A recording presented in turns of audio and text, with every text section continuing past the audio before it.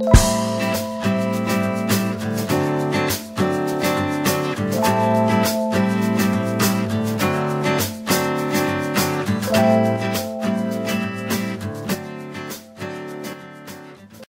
Video में मैं आपको पटियाला सलवार बनाना बताऊंगी और इसे मैं आपको इतने डीपली और एक एक बात इतनी अच्छी तरह से बताऊंगी कि बस आप इसे देखते रहिए और थोड़े ध्यान से और पेशेंस से आप इसे देखिए।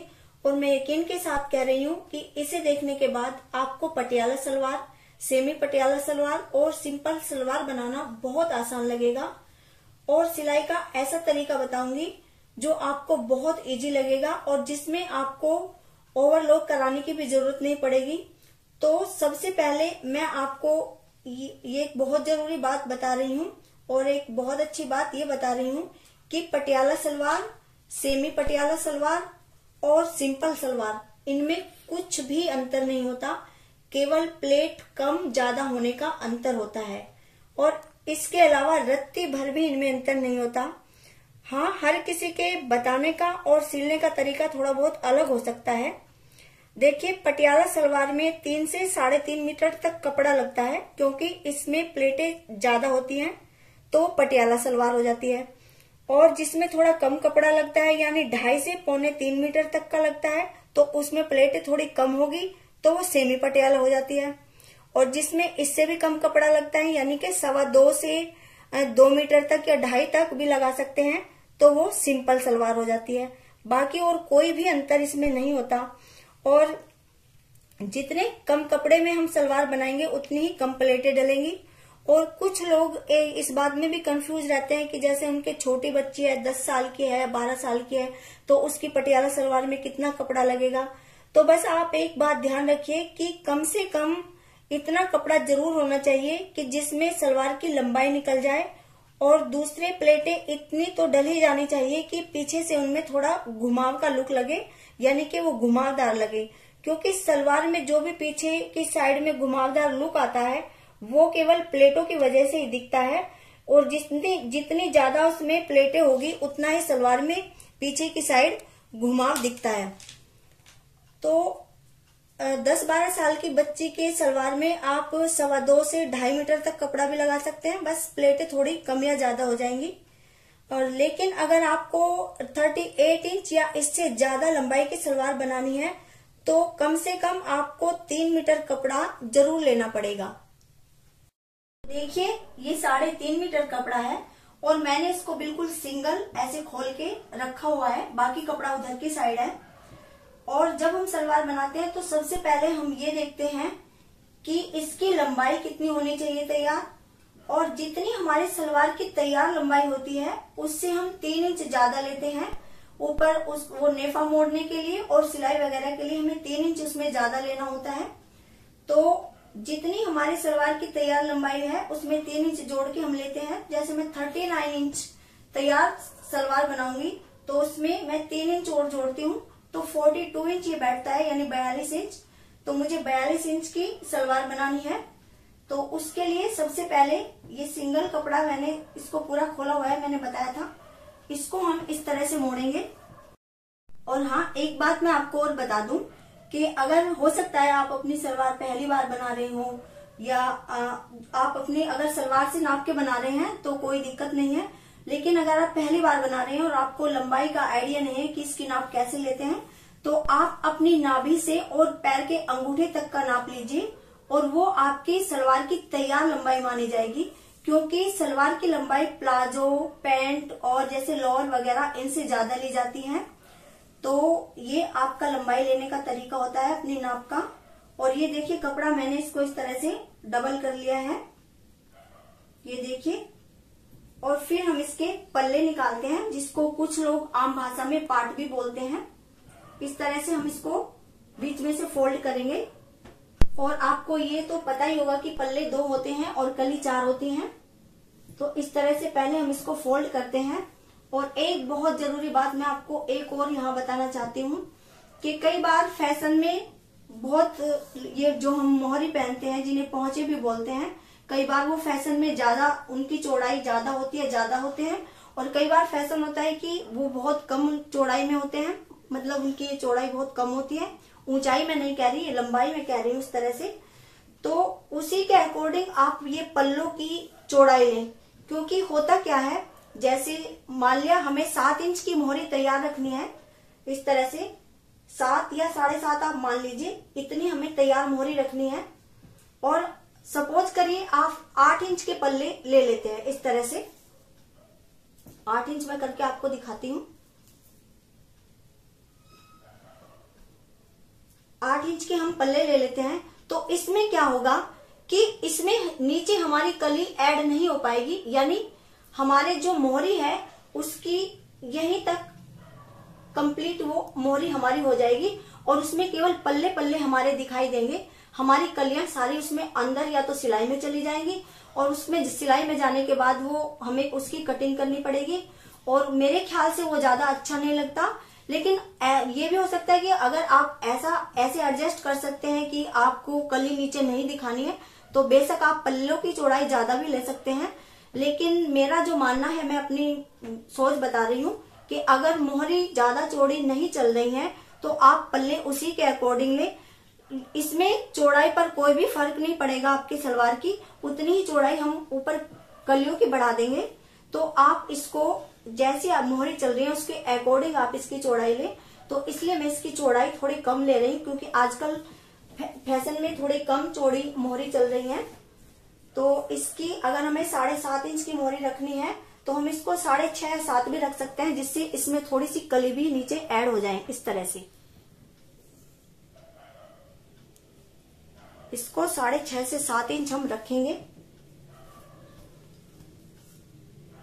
7 इंच रख लिया इसको मैंने।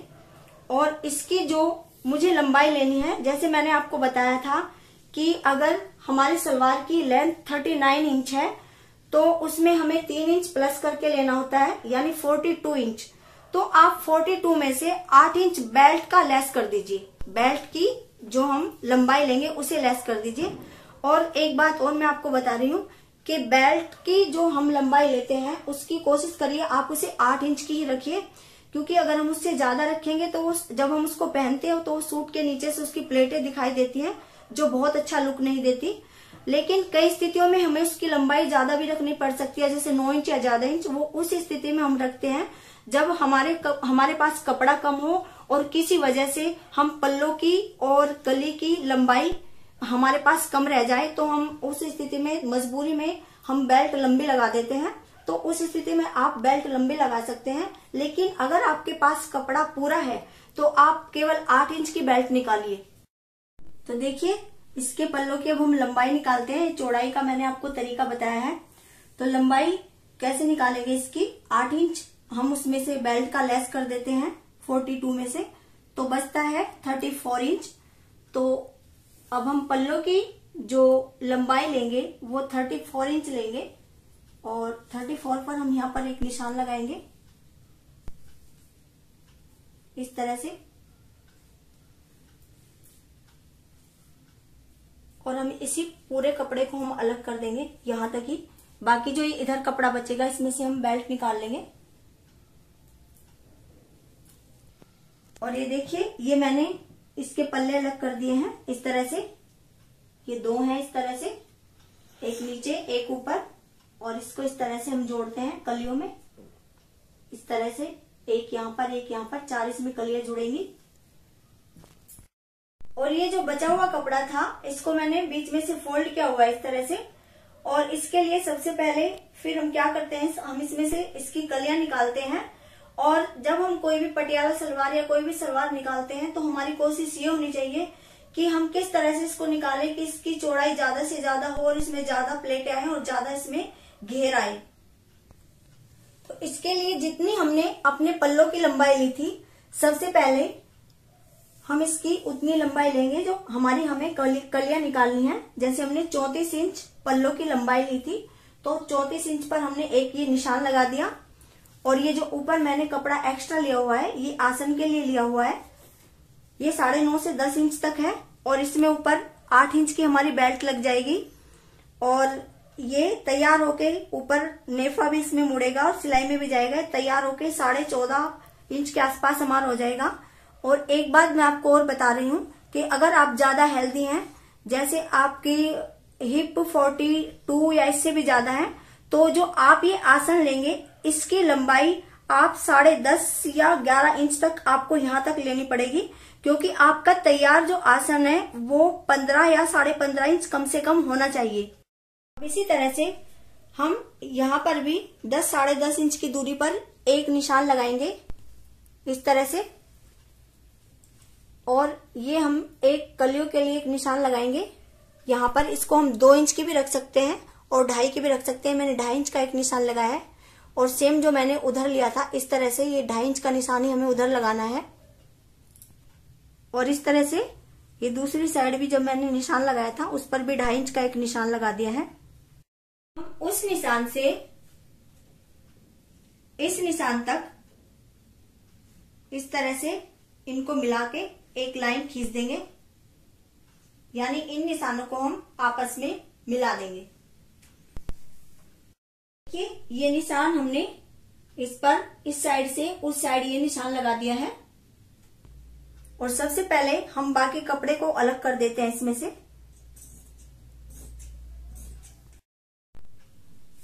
और अब हम जो इस साइड से हमारा एक कपड़ा जुड़ा हुआ है इसको भी हम अलग कर देते हैं।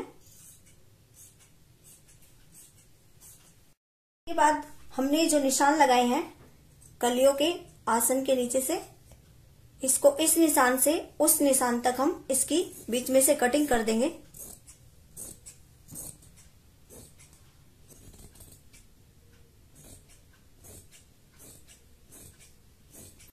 और ये देखिए मैंने इन कलियों को अलग कर दिया है, बीच में से काट दिया है इनको, और चारों कलियों को मैंने बिल्कुल बराबर करके ऊपर नीचे रख दिया है। और एक बात मैं आपको और बताना चाहती हूँ कि जब भी आप कोई भी कपड़ा आप काट रहे हैं तो उसकी किनारी हमेशा लंबाई में आनी चाहिए। कोई भी जैसे आप सूट बना रहे हैं, कोई प्रिंटेड या कोई प्लेन कपड़ा काट रहे हैं, उसकी लंबाई हमेशा किनारे में इसलिए होनी चाहिए। अगर लंबाई हम किनारे में नहीं रखेंगे तो वो कपड़ा आड़ा हो जाएगा। वो एक अलग बात है कि आजकल प्रिंट और कढ़ाई वगैरह कुछ इस तरह से चल रहे हैं कि वो अक्सर आड़े वो छपे होते हैं, उनमें हमें हमारी मजबूरी होती है। लेकिन अगर हम प्रिंटेड या कोई प्लेन कपड़ा काट रहे हैं तो उसकी किनारी हमेशा हमें लंबाई में लेनी होती है। और जैसे मैंने इस तरह से कलियों को रख लिया है चारों, और ये आसन का हमारा हिस्सा है, तो इसको हम थोड़ी सी यहाँ से गोलाई दे देते हैं इस तरह से, ये हमारा आसन हो जाएगा। और इसकी फिर हम कटिंग कर देते हैं। अब हम सलवार की बेल्ट निकालते हैं। देखिए ये जो कपड़ा है ये हमारा पल्लों की साइड में से बचा था, और ये जो कपड़ा है ये हमारा सलवार की लंबाई में से बचा है। इसमें से हम बेल्ट निकालते हैं, इनको हम ऊपर नीचे इस तरह से रख लेते हैं। तो बेल्ट की लंबाई लेनी है हमें 8 इंच। यहां हम 8 इंच पर निशान लगाएंगे। और जो बेल्ट की चौड़ाई हम लेते हैं वो हिप का आधा जमा 4 या 5 इंच हम लेंगे। तो हमारे हिप जैसे 36 इंच है, तो 36 इंच का हाफ हमारा होता है 18 इंच। और 18 इंच में हम या तो 4 इंच जोड़ेंगे या 5 इंच जोड़ देंगे। तो इस हिसाब से हम अपनी बेल्ट 22 या 23 इंच की रख सकते हैं।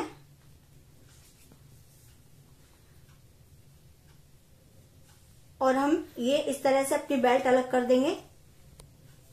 ये देखिए ये हमने बेल्ट निकाल दिया, इसकी एक पीछे का हिस्सा और आगे का हिस्सा। और ये जो बचा हुआ कपड़ा है हमारी मोहरी में अंदर काम आ जाएगा।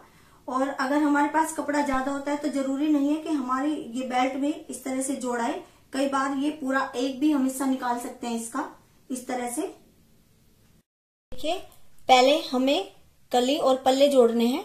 तो ये एक पल्ला है हमारा, और उसमें पहले हम एक कली जोड़ रहे हैं। और मैं ये चीज आपको दिखा रही हूँ। सबसे पहले ये इसमें देखिए एक साइड किनारी है और दूसरी साइड इसमें ये पल्ला है, इसमें किनारी नहीं है। तो इसको हम इस तरह से, जिसमें किनारी नहीं है उसको हम अंदर करेंगे और जिसमें किनारी है उसको हम बाहर करेंगे। और इसको हम इस तरह से सिलेंगे ताकि इस पे हमें ओवरलॉक भी ना करानी पड़े और इसके धागे भी ना निकले, इस तरह से। और एक चीज और मैं अब आपको दोबारा एक चीज और दिखा रही हूं। और सपोज करिए कपड़े में अगर इस साइड भी किनारी नहीं होती और इस साइड भी किनारी नहीं होती, तो हम उसको किस तरह से सिलते हैं, पहले थोड़ा सा ऐसे फोल्ड करिए और फिर उसके बाद थोड़ा सा इस तरह से फोल्ड करिए, और तब आप हमेशा अपने पल्ले और कली हमेशा आप इस तरह से जोड़िए। उसमें सफाई भी बहुत ज्यादा आती है और आपके ऑल टाइम आपका धागे कभी नहीं निकलेंगे और बहुत अच्छे तरीके से आपकी सलवार बनेगी। इस तरह से आप उसको सिलिए और इससे उसकी चौड़ाई में बहुत मामूली सा अंतर पड़ेगा, कोई खास अंतर नहीं पड़ेगा और आपकी सलवार बहुत अच्छी बन जाएगी। इस तरह से आप वो जोड़ना है, पूरी कली और पल्ले आपको इसी तरह से जोड़ने हैं। क्योंकि इसमें एक साइड किनारी है तो ये मैंने केवल आपको दिखाने के लिए बताया है, तो मैं इसको किनारी ऊपर करके इसको दोबारा से सिलती हूँ। इस कपड़े में ऊपर किनारी है और अंदर नहीं है, जैसा मैंने पहले बताया था। वो मैंने आपको केवल दिखाने के लिए सिलाई लगा के मैंने बताया था कि अगर किसी भी साइड किनारी ना हो तो कैसे सिलना चाहिए। तो अब हम किनारी वाला हिस्सा ऊपर कर देते हैं, जिसमें किनारी नहीं है उसको अंदर कर देते हैं और इस तरह से ये कली और पल्ले हम जोड़ते हैं और सारे कली और पल्ले हमें इसी तरह से जोड़ने हैं। देखिए, ये मैंने इस पल्ले में एक कली इधर जोड़ दी है और दूसरी मैंने इसके नीचे रखी हुई है इस पल्ले के, और अब हम दूसरी कली जोड़ते हैं। और इसमें जैसे दोनों साइड किनारी है तो इसमें हमें मोड़ने की जरूरत नहीं है, इसको हम ऐसे ही सीधी इस पर सिलाई लगाते चले जाएंगे और हम इस कली को भी जोड़ देंगे, यानी एक पल्ले में हमारी 2 कलियां जुड़ती हैं। अब देखिए, मैंने इसकी पल्लों में 4 कलियां जोड़ दी हैं और उसके बाद हम क्या करते हैं, ये हमारा एक साइड का आसन है और सबसे पहले हम एक साइड का आसन सील लेते हैं। और जैसा कि मैंने बताया था, देखिए इसमें दोनों तरफ किनारी है, इसमें कोई जरूरत नहीं है, इसमें हम सीधी सिलाई लगा देंगे। और अगर इसमें भी किनारी नहीं होती तो इसको भी हम इसी तरह से सिलते जैसे मैंने आपको बताया। और अगर आपका कपड़ा ज्यादा मोटा है और या सनील वगैरह का है तो आप इस तरह से मत सिलिए, फिर उसको आप बिल्कुल सीधा सिलिए।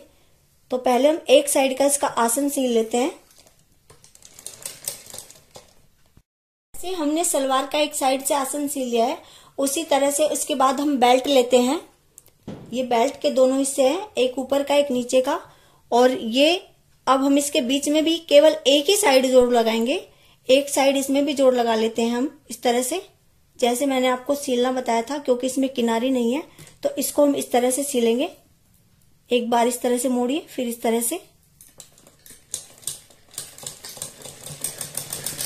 देखिए, ये बेल्ट है और मैंने इसको एक साइड से जोड़ लिया है और एक साइड से ये बिल्कुल खुली हुई है। और अब हम क्या करते हैं, इसको बीच में से फोल्ड कर लेंगे इस तरह से,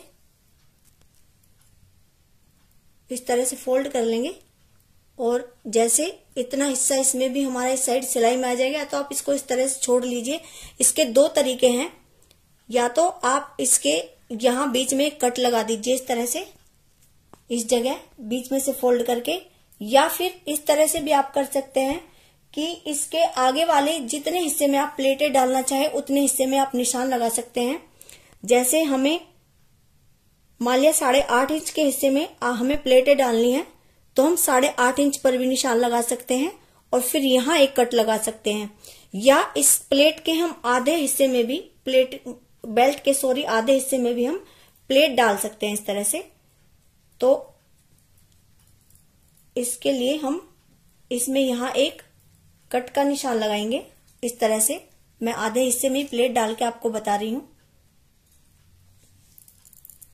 अब हम अपनी सलवार लेते हैं और हमने ये जो आसन पीछे की साइड से जोड़ा हुआ है, यानी कि ये हिस्सा हमारा पीछे आएगा, इसमें हम 2 प्लेटें डालते हैं इस तरह से, गहरी गहरी 2 प्लेटें डालेंगे पीछे की साइड, और उसका प्लेटों का रुख आसन की साइड को इस तरह से होना चाहिए। और जो हमारी आसन की सिलाई है, बिल्कुल ये प्लेट यहां आनी चाहिए और दूसरी प्लेट इस तरह से आनी चाहिए, और दोनों प्लेटें बराबर बराबर होनी चाहिए करीब करीब। और इस पर इस तरह से करके पहले हमें एक सिलाई लगा देनी है यहां से यहां तक।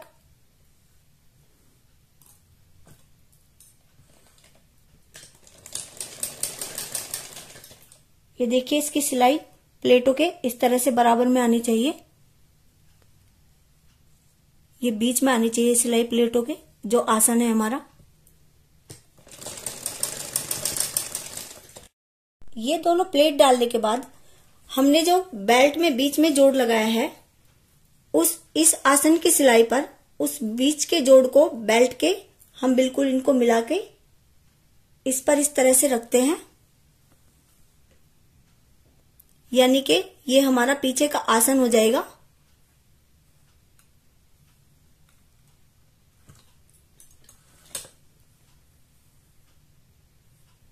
और इस पर हम एक सिलाई पूरी वहां तक लगा देंगे जहां तक हमने वो कट का निशान लगाया हुआ है। अब देखिए, ये जो कट का निशान मैंने बेल्ट में लगाया हुआ था, इस यहां तक मैंने बिल्कुल प्लेन सिल दिया, बिल्कुल पीछे के आसन से लेके इस हिस्से तक, कट के निशान तक। और अब हम प्लेटें डालने शुरू करते हैं। कहने का मतलब ये है कि ये जो हमारा बेल्ट का हिस्सा ये बचता है, इसमें हमें बाकी सारा जो कपड़ा है इसमें वो एडजस्ट करना है प्लेटें डाल के। उसे हम कितनी भी गहरी प्लेटें डालें या कितनी भी ज्यादा प्लेटें डालें, वो सारा कपड़ा, काफी सारा कपड़ा बचा हुआ है आगे, ये सारा हमें इसमें एडजस्ट करना है कैसे भी करके। और ऐसा मैं आपको एक बात और बता दूं कि ऐसा कोई नियम नहीं है कि हमें 2 इंच की प्लेट डालनी है या 2.5 इंच की प्लेटें डालनी है। हमें ऊपर नीचे कैसे भी प्लेटें चढ़ा के ये कपड़ा इसमें एडजस्ट करना है। बस थोड़ा सा हमें ये ध्यान रखना है कि दोनों साइड की प्लेटें बराबर आए ताकि वो देखने में अच्छे लगे, क्योंकि हमें ये पता है कि हमारा प्लेटों के लिए जितना कपड़ा इधर बचा हुआ है उतना ही उधर बचा हुआ है, तो ये दोनों तरफ से वैसे बराबर ही आएंगी। तो सबसे ज्यादा हमें जो ध्यान रखने की बात वो यही है कि दोनों साइड से ये देखने में ठीक लगे और ये दोनों साइड से बराबर बराबर आए। बस थोड़ा सा इस चीज का हमें ध्यान रखना है। तो और ये एक बात और ये भी है कि जो प्लेटों का रुख है, यानी कि जो प्लेटों की ये खुली साइड है, ये आगे के आसन की तरफ को होनी चाहिए। दोनों साइड से इसी तरह से प्लेटें हमें डालनी है। और आप इस हिस्से को, प्लेट के हिस्से को ऊपर भी रख सकते हैं और नीचे भी रख सकते हैं, जैसा आपको सूटेबल लगे या जैसा आपको कंफर्टेबल लगे आप ऐसे प्लेटें डाल सकते हैं। ऐसा भी कोई नियम नहीं है कि आपको ये हिस्सा ऊपर ही रखना है या आपको ये हिस्सा नीचे ही रखना है। मैंने ये हिस्सा नीचे रखा हुआ है प्लेटों का, और इसमें काफी गहरी गहरी प्लेटें हमें डालनी पड़ेगी क्योंकि काफी सारा कपड़ा है और हमें इतने से कपड़े में इसको एडजस्ट करना है। तो हम इसमें प्लेटें डालने शुरू करते हैं। एक प्लेट मैंने डाल दी है और इसी के अंदर करके दूसरी प्लेट भी हमें डालनी पड़ेगी। ये प्लेटें एक दूसरे के अंदर, बिल्कुल अंदर तक हमें डालनी पड़ेगी, नहीं तो ये सारा कपड़ा इसमें एडजस्ट नहीं हो पाएगा।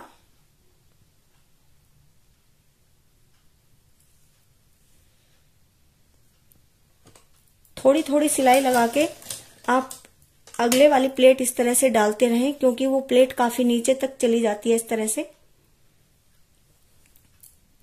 बस थोड़ा सा बस ये आपको ध्यान रखना है कि दोनों साइड की प्लेटें इक्वल लगे ताकि वो देखने में अच्छी लगे।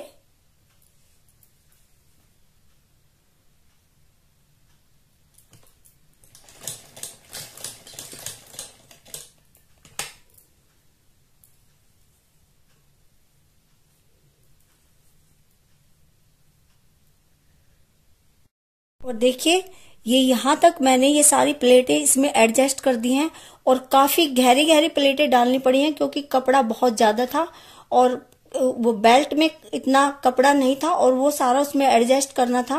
और यहाँ पर इस जगह आके हमें थोड़ा सा कपड़ा ये आसन की सिलाई के लिए ये प्लेन छोड़ना पड़ेगा। यहाँ पर हमें प्लेट नहीं डालनी है। तो इस तरह से एक साइड मैंने प्लेट डाल दी है और उसके बाद हम दूसरी साइड प्लेट डालेंगे। देखिए, मैं एक बार आपको और बता देना चाहती हूँ कि मैंने केवल एक साइड से ही बेल्ट जोड़ी है और एक ही साइड से मैंने ये सलवार का आसन जोड़ा हुआ है। और आपका कपड़ा अगर ऑल ओवर है और उसमें आगे कोई डिजाइन नहीं है जिसको हमें आगे लेना ज्यादा जरूरी है, तो आप बेल्ट जोड़ने से पहले कोई भी हिस्सा बेल्ट का भी और कोई भी हिस्सा सलवार का भी आगे का भी रख सकते हैं और पीछे का भी, लेकिन बेल्ट जोड़ने से पहले।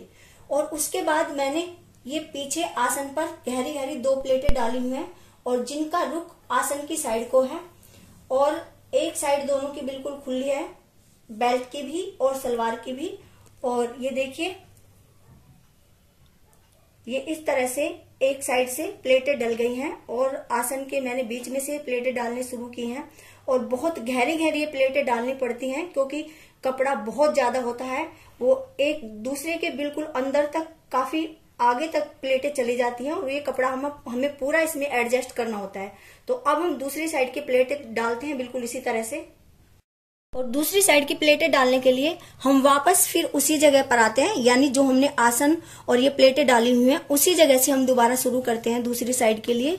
और फिर बिल्कुल इसी तरह से, और मैं एक बार फिर बता रही हूँ, आपको जैसा आपको कंफर्टेबल लगे आप बेल्ट को नीचे भी रख सकते हैं और बेल्ट को ऊपर भी रख सकते हैं। तो आप जैसा आपको कंफर्टेबल लगे आप ऐसे प्लेटें डाल सकते हैं। और फिर इसी तरह से जो हमने कट का निशान लगाया है उस तक हम बिल्कुल इसको प्लेन सिलेंगे, यानी बिना प्लेटें डाले हुए। उस कट के निशान तक हमने इस तरह से सिलाई लगा दी है। और उसके बाद फिर हम इसी तरह से प्लेटें डालेंगे जिस तरह से हमने उस साइड में डाली हुई थी। और प्लेटें हमें बहुत गहरी डालनी है, नहीं तो ये कपड़ा हमारा इधर बच जाएगा। और प्लेटों का रुख हमें आसन की साइड को ही रखना है, यानी इधर को, जिधर हमारा आसन रहेगा उस साइड को हमें प्लेटों का ये खुला हुआ रुख रखना है। इस तरह से आप बराबर बराबर प्लेटें डालते रहिए। और अगर ये थोड़ी बहुत छोटी बड़ी भी हो जाएंगी तो इससे कोई भी फर्क नहीं पड़ेगा, आप इससे निश्चिंत रहिए। और आप बस ये कपड़ा इसमें एडजस्ट कर दीजिए। ये जो प्लेटें हम कहते हैं कि इतने इंच की होनी चाहिए और इतनी प्लेटें होनी चाहिए, ये केवल उसके इसलिए कि वो देखने में थोड़ी अच्छे लगे, लेकिन कपड़ा हमारा दोनों साइड बराबर होता है तो दोनों साइड से बराबर आएंगे, आप इस चीज की चिंता मत कीजिए। और काफी अंदर तक हमें ये घुसानी पड़ेगी, तब ये कपड़ा एडजस्ट हो पाएगा।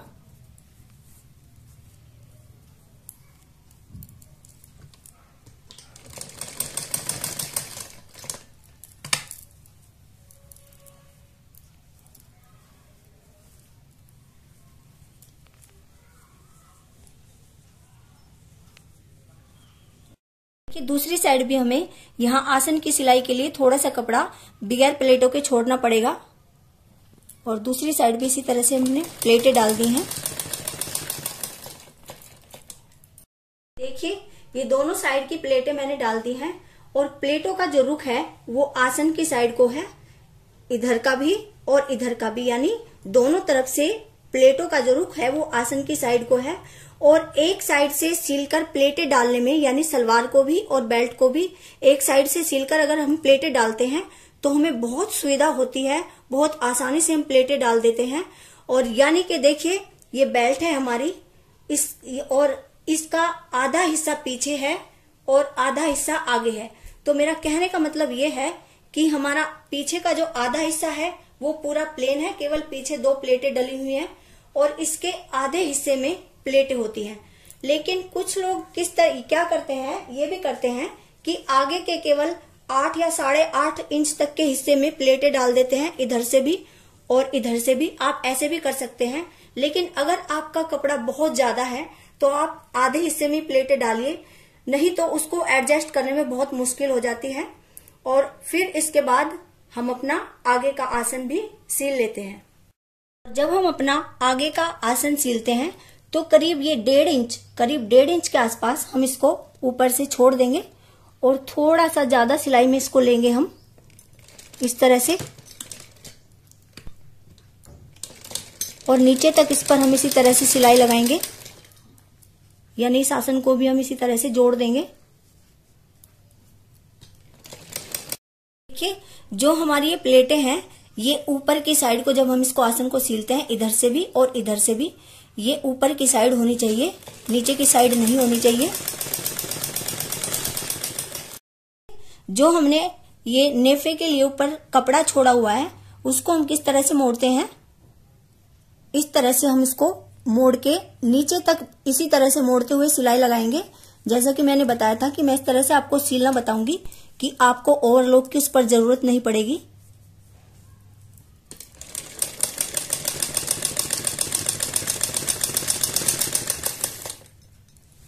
एक साइड से हमने इसको इस तरह से ये अंदर को मोड़ते हुए नीचे तक बिल्कुल इसी तरह से सील दिया है।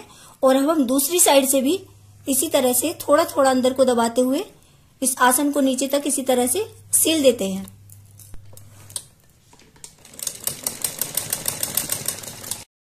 और अब हम इसका नेफा मोड़ देते हैं इस तरह से, इसको अंदर को मोड़ते हुए और फिर यहां से ऐसे मोड़ते हैं, बिल्कुल इसको सीधा रखिए इस पर, और इसको चारों तरफ से इसी तरह से आप सील दीजिए।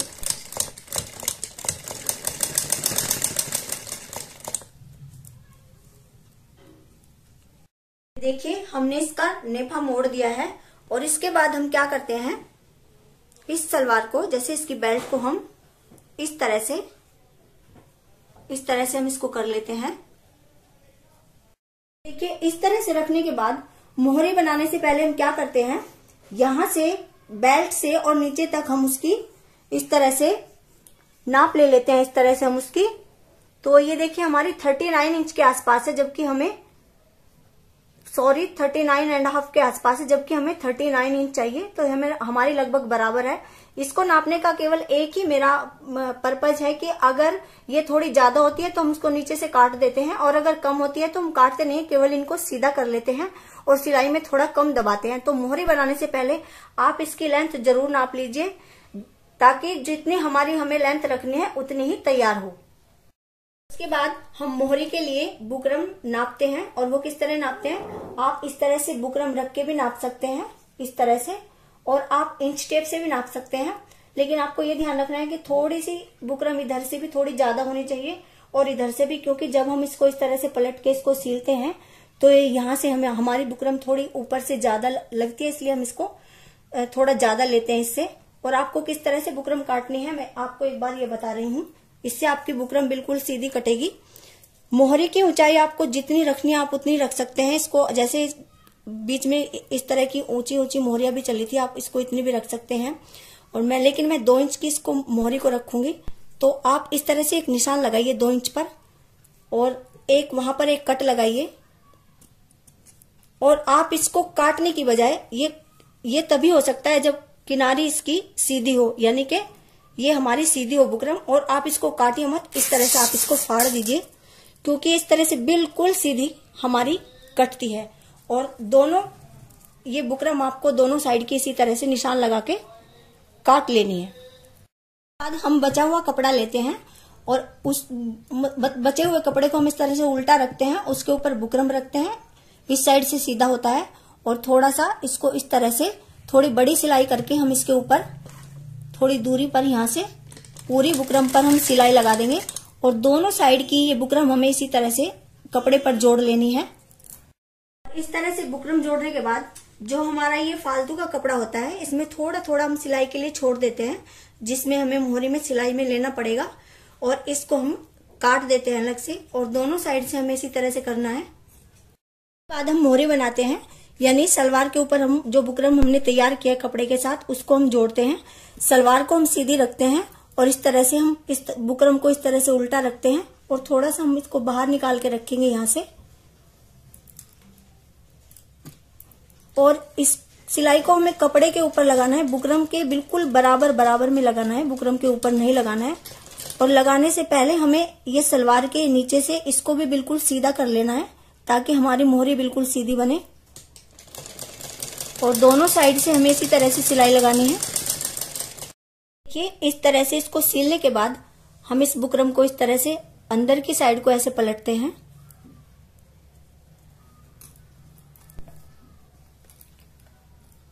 और इसके बिल्कुल किनारे किनारे पर एक सीधी सिलाई लगा देते हैं। वो सिलाई ध्यान रखिए बिल्कुल सीधी होनी चाहिए, इससे हमारी मोहरी में बहुत सफाई आएगी। और दोनों साइड हमें इसी तरह से सिलाई लगानी है। ये अंदर की बुकरम यहां दिखाई नहीं देनी चाहिए।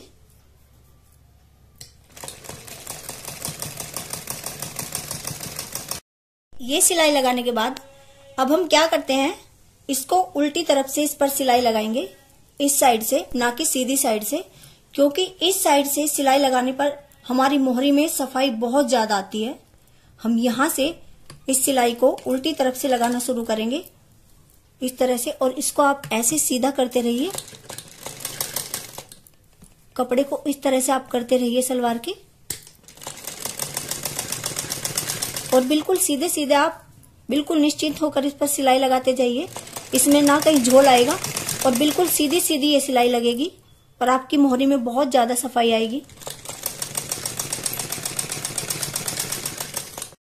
देखिए मैंने दोनों साइड से इस तरह से सिलाई लगा लिया है दोनों मोहरी में, और ये हमारी बहुत सफाई से सिलाई लगी है।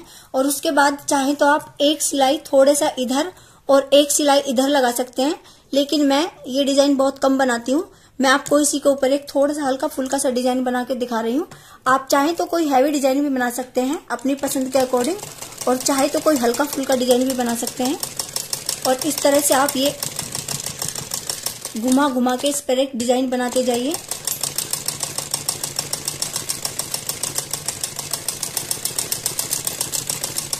देखिए दोनों साइड मैंने मोहरी पर इस तरह से एक डिजाइन बना दिया है। और अब हम इस पर क्या करते हैं,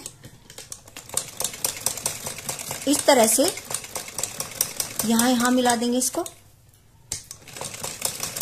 फिर इसको इस तरह से करके इस जगह मिला देते हैं। नीचे की पूरी साइड में पहले हम इसी तरह से कर लेंगे। नीचे डिजाइन बनाने के बाद सेम इसी तरह से हम ऊपर की साइड भी ये डिजाइन बनाते जाएंगे। इसी तरह से इसको यहां मिला देंगे, इसको यहां से इस तरह से किया, फिर यहां मिला दिया, और ये डिजाइन इसी तरह से हमें दोनों मोहरी के ऊपर बनाना है। देखिए हमारी मोहरी का डिजाइन ये कुछ इस तरह से बनता है। और इसके बाद हम अपनी मोहरी की चौड़ाई के लिए निशान लगाएंगे। देखिए जब हम मोहरी का निशान लगाते हैं तो मैं एक बहुत इंपॉर्टेंट बात आपको यहाँ बताना चाहती हूँ, जो अक्सर जिसमें सब बहुत बड़ी ये गलती कर देते हैं। तो पहले हम इसको बिल्कुल इस तरह से सीधा रखते हैं, मतलब उल्टी साइड से इसको इस तरह से रखते हैं। और जब भी हम मोहरी का निशान लगाते हैं तो हम ये सिलाई आपस में हम देख लेते हैं। ये सिलाई बिल्कुल एक दूसरे के, जो हमने कली और पल्ले जोड़े हुए हैं, ये सिलाई एक दूसरे के बिल्कुल इस तरह से ऊपर आनी चाहिए ऐसे। और जो डिफरेंस हमारा आता है उसको हम इधर से बाद में से काट देते हैं, और तब हम मोहरी के निशान लगाएंगे। और इसी को हम बिल्कुल इस तरह से निशान को मिला के तभी हम इस पर सिलाई लगाते हैं। देखिए जैसे हमें इसकी, मैंने बोला था कि जैसे 7.5 के आसपास हमें इसकी मोहरियों की ये लंबाई रखनी है, तो 7.5 पर मैंने ये निशान लगा दिया है इस तरह से। और इसको हम इस तरह से मिला देंगे यहां से, और दोनों साइड से हमें इसी तरह से निशान लगाना है। बस आपको ये ध्यान रखना है कि ये सिलाई जब हम मोहरी पर सिलाई ये इनकी मोहरी बनाए तो ये सिलाई बिल्कुल आमने सामने आनी चाहिए, कलियों की और पल्लों की सिलाई। और इसी तरह से बिल्कुल हम दूसरी साइड में भी निशान लगाएंगे। पर निशान लगाने के बाद अब नंबर आता है हमें आसन पे निशान लगाने का, क्योंकि कई बार कितनी भी हम नाप तोल से अपनी सलवार को काट लेते हैं, फिर भी आसन कई बार थोड़ा सा छोटा या बड़ा हो जाता है। मुझे ये 13.5 इंच के आसपास की तैयार लंबाई रखनी थी, और ये बिल्कुल सही है। और अगर आपका आसन थोड़ा बड़ा आपको लग रहा है तो आप उसको काट सकते हैं, सिलाई में थोड़ा ज्यादा दबा सकते हैं। अगर छोटा लग रहा है थोड़ा सा तो आप इसको सिलाई में थोड़ा कम दबा दीजिए, लेकिन आप सिलाई लगाने से पहले इसकी नाप जरूर लगा लीजिए कि आपको आसन तैयार कितना रखना है। हम इसकी मोहरियों पर सिलाई लगाते हैं। जैसे मैंने पहले बताया था, इनको बिल्कुल सामने इन सिलाइयों को इस तरह से रख के तब हम इन पर इस तरह से सिलाई लगाएंगे, और बाकी जो डिफरेंस आएगा उसे हम दूसरी साइड से काट देंगे। और आसन के निशान भी हमने लगा ली है, और उस पर हम पूरी सलवार पर इस तरह से सिलाई लगा देंगे। देखिए अब हमारी सलवार ये करीब करीब कंप्लीट हो गई है। और जो मैंने आपको मोहरी में नीचे वो निशान लगाना बताया था उसका केवल एक पर्पज था। देखिए ये कली इधर से भी बिल्कुल बराबर दिखाई दे रही है और इधर से भी बिल्कुल बराबर दिखाई दे रही है, तो इससे हमारी सलवार में बहुत सफाई लगती है और हमारी सलवार बहुत अच्छी लगती है। तो आप हमेशा इसी तरह से उसकी निशान लगाएं। जैसा कि मैंने आपसे बताया था कि मैं इसको इस तरह से आपको सिल के दिखाऊंगी कि आपको इसमें इंटरलॉक की जरूरत नहीं पड़ेगी, ओवरलॉक की। तो देखिए ये तो यहां से पूरा ये अंदर तक बंद हो गया, इसके धागे नहीं निकलेंगे। और उल्टी साइड से भी ये देखिए इस तरह से सिला हुआ है। ये कलियों पर हमारी दो तरफ इस तरह से दोनों साइड किनारी आ गई हैं, और जहां एक तरफ किनारी थी दूसरी तरफ किनारी नहीं थी, वहां मैंने इस तरह से सिल दिया है। अब बचता है हमारा साइड की सिलाई का हिस्सा और बेल्ट का हिस्सा। तो देखिए ये जो हम साइड की सिलाई लगाते हैं ये एक तरह से ओरेब कटी हुई होती है और इसमें धागे नहीं निकलते। वैसे तो ये सलवार वैसे भी कॉटन की है, इसमें तो वैसे भी धागे नहीं निकलेंगे, लेकिन अगर आपकी सलवार कॉटन की भी नहीं है, सिंथेटिक है, तो उसमें भी धागे निकलने की संभावना बहुत कम होती है क्योंकि ये ओरेब होती है। तो यहाँ तो हमें जरूरत पड़ेगी नहीं इंटरलॉक की या ओवरलॉक की। और ऐसे आप इसको इस तरह से भी अगर ऐसे मोड़ सकते हैं, यहाँ पर छोटी छोटी सिलाई लगा के, अगर आप चाहें तो। और अब मैं बताती हूँ आपको बेल्ट पर क्या करना है। बेल्ट पर आप इस तरह से कर सकते हैं, किसी भी कपड़े की बारीक सी पट्टी लीजिए और उसको बेल्ट के ऊपर इस तरह से रखिए। और ये ध्यान रखना है आपको कि जो हमने सिलाई लगाई हुई है, जिसमें प्लेटें हमने डाली हुई हैं, उससे इधर वो सिलाई होनी चाहिए, इसके इधर ये सिलाई नहीं जानी चाहिए। और आपकी इसमें बहुत ज्यादा मेहनत नहीं लगेगी क्योंकि ये बेल्ट बहुत ज्यादा, इसका बहुत ज्यादा एरिया नहीं है। और आप इसको इस तरह से सील सकते हैं अगर आप ये कर सकते हैं तो। अगर नहीं कर सकते हैं तो कोई जरूरी नहीं है, आप इस पर ओवरलॉक भी करा सकते हैं। और वैसे भी मैंने बताया हुआ है कि मैं एक वीडियो डालूंगी इसी मशीन से आपको ओवरलॉक मैं करनी बताऊंगी, तो आप अपने घर पे अपने कपड़ों पर ओवरलॉक कर सकते हैं इससे।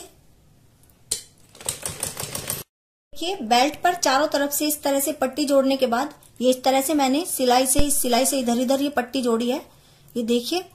और इसको हम एक बार अंदर को ऐसे फोल्ड करते हैं और एक बार ऐसे फोल्ड करते हैं और इस पर हम इस तरह से, ये धागे सारे हमारे अंदर दब जाएंगे और इस तरह से इस पर हम चारों तरफ को सिलाई लगा देते हैं। देखिए ये बेल्ट के चारों तरफ से इस तरह से हमारी पट्टी लग गई है और अब इसके बिल्कुल भी धागे नहीं निकलेंगे और ये सीधी तरफ से बिल्कुल इस तरह से बिल्कुल ठीक है। अब हम देखिए बेल्ट के ऊपर एक सिलाई लगा देते हैं। यहाँ पर जो हमने पट्टी लगाई है उसको हम इधर इस तरह से रखते हैं और बेल्ट के ऊपर बिल्कुल इस सिलाई के किनारे किनारे चारों तरफ बेल्ट पर हम एक सिलाई लगा देंगे। देखिए हमारी सलवार ये कंप्लीट हो गई है और इसमें ज्यादा प्लेटें हैं, ज्यादा कपड़ा है, तो ये पटियाला सलवार हो गई। और अगर थोड़ा कम कपड़ा होता, थोड़ी कम प्लेटें होती, तो ये सेमी पटियाला सलवार हो जाती। और अगर उससे भी कम कपड़ा होता तो ये हमारी एक सिंपल जैसे नॉर्मल सलवार है वो हो जाती। और मेरे ख्याल से आपको काफी हेल्प मिली होगी इस वीडियो को देखकर। और अगर फिर भी आपको कोई कंफ्यूजन है या कोई बात आपको समझ नहीं आती तो आप नीचे कमेंट में मुझसे पूछ सकते हैं और अगर पॉसिबल हुआ रिप्लाई में उसका आंसर देना तो मैं उसका आंसर जरूर दूंगी। और अगर आपको मेरी वीडियो पसंद आती है तो प्लीज इसको लाइक कीजिए, इस पर कमेंट कीजिए और प्लीज मेरे चैनल को सब्सक्राइब कीजिए। Thank you.